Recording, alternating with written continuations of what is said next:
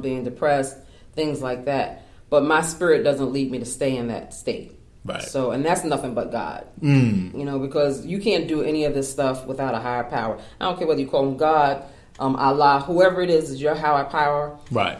That's what you need to tap into. That faith, like the young lady that you spoke about in the Bible. Right.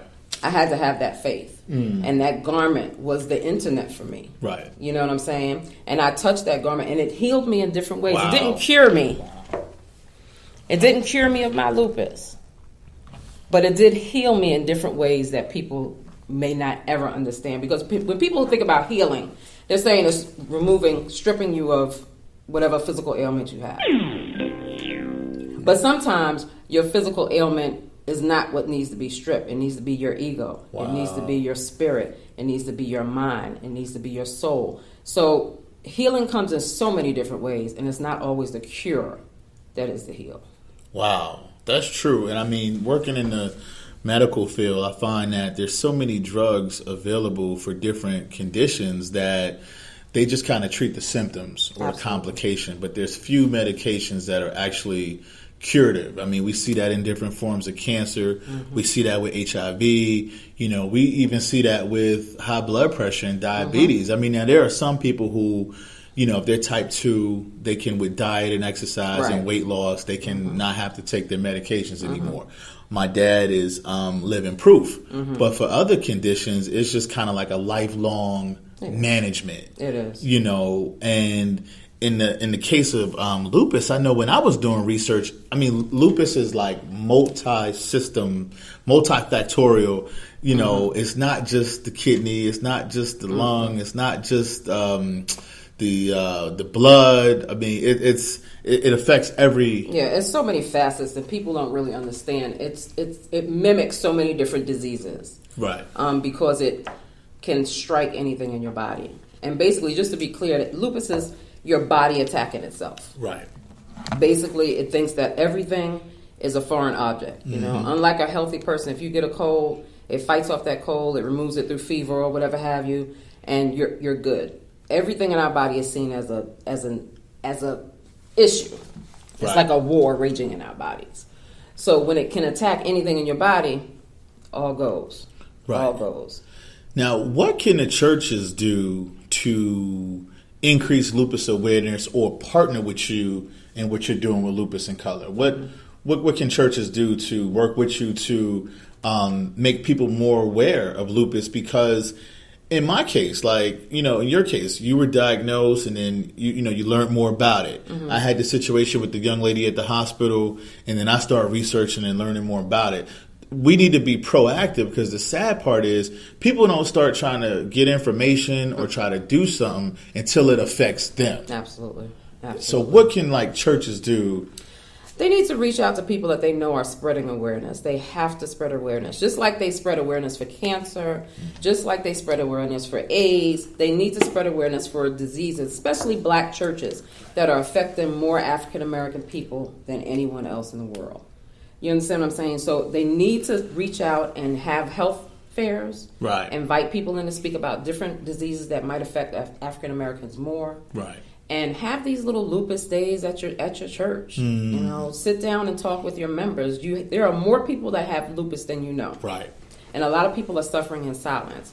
And they want that garment extended to them. And if churches are not giving out what they need, they're never going to be healed.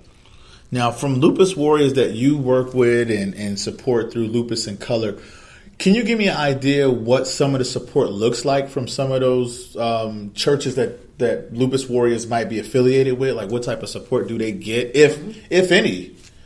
Well, the main thing is support with someone that knows what you're going through. So, you know, support groups, things of that nature. They also get medication help. They get co-payment helps. Right. We just recently gave a bike to a young lady who is in college, her first year in college, lost her foot to lupus. Yes, she lost her foot to lupus, had to have a prosthetic foot. Young girl, 19 years old, freshman in college, almost died. We gave her a bike because it was easier for her to get her a bike and walk and get around the campus than walking on a prosthetic that she's new to. Wow. We've done book bags for families that we know have lupus. So there's so many different ways that we can support them, and how the churches can support is by coming to our events. Yeah. Supporting what we do. Right. Everything that we do, we show you what we're doing. Right. We let you know this is the person that's, if we can, Right. this is the person that's received it. Right. You know, if we're helping Right. children, we can't do that. Right. So it's so many different ways that they can support if they just open their churches, Right. and allow us to come in and talk to their people. And I know Lupus In Color. I attended the ice cream social that you hot. got. It was definitely hot, It was and it hot. was right after church. I had to take that suit jacket off and unbutton that top button. But you know, every time I turn around, you know, Lupus In Color is doing something. I mean, the ice cream social. There was something at the place down in Richmond on the rooftop. Oh yeah, Cabana Rooftop. Y'all had something at Cabana Rooftop. That was a nice little adult event. Yeah. I mean, hey, some of the events got to be adult. Yeah. And y'all did something at 6335? Yes, Yeah. we did something with actually Cobra Social Group, which is a motorcycle group who reached out to help us. So listen, y'all, it's groups and organizations in the community that are partnering with Lupus In Color. Absolutely. And they're making major moves. Now, what type of events does Lupus In Color have coming up in the future? Okay, well, we have, of course, an evening with Raymond Cotman. Okay. You all need to come out to that. It's going to be a great event. Duran has been working so hard and diligently, even through his travels, to make it a great event. So you don't want to miss that. On October 28th, we'll be in Roanoke hosting another event with Making Lupus Look Good. So that's another small organization out in Roanoke. And we're doing a whole night of extravaganza with masquerade balls and everything, and I'll be hosting that. And then next month, we're going to do our normal social group meeting, our lupus meeting, and we should be having a walk very soon towards the end of that month. We had to reschedule a walk from some rain that we had over the summer. Okay. So that walk will be coming up. So those are our most upcoming events. And now if people want to get in touch with you and Lupus In Color, how can they do that? They can reach out at www.lupusincolor.com or on Instagram, Facebook, Twitter at Lupus In Color. Or if you want to email us, you can contact us at lupusincolor@gmail.com or via phone at 804-464-7660. Okay. Now, you mentioned that there are those who suffer in silence. What encouragement or message would you give to someone on today who might be suffering in silence with lupus? What would you tell them to encourage them? That's a good question. I think I would tell them to just be strong. Be strong and find someone you can talk to. It doesn't have to be someone at Lupus In Color. It can be anybody that you feel comfortable enough that you know is not going to judge you and say that it's all in your head. Right. Because the problem with lupus is that too many people don't know about it, and it's not visible. Sometimes. Sometimes it is very visible. But most times it is not visible. It's called the invisible disease for a reason. It's the war in the body, not outside the body. So people always say, oh, you look good, you couldn't have lupus. You know, it's just not true. You know, so reach out to someone that you trust, that you know, and stay strong. The main thing that you have to do is you have to reach out to somebody. And let's be honest, y'all, it's time for us to stop doing a lot of fronting. You know, a lot of our black people, you know, we're dealing with conditions and diagnoses and things like that, and we're not letting people know. And it's time for us to just be more proactive and open about our health care. I mean, our health. I mean, I know, you know, in black community, certain stigmas, or you don't want people to know your business and things like that. But sometimes people not knowing your business, sometimes people not knowing that you need help, that you need support, is hurting you. It's hurting you, and it can kill you. How many of us have had family members, friends that just passed away, and then after they passed away, we find out, oh, auntie had cancer. Oh, uncle had lung cancer. You know, and nobody knew. Nobody knew. And I know people deal with things and cope with things in different ways.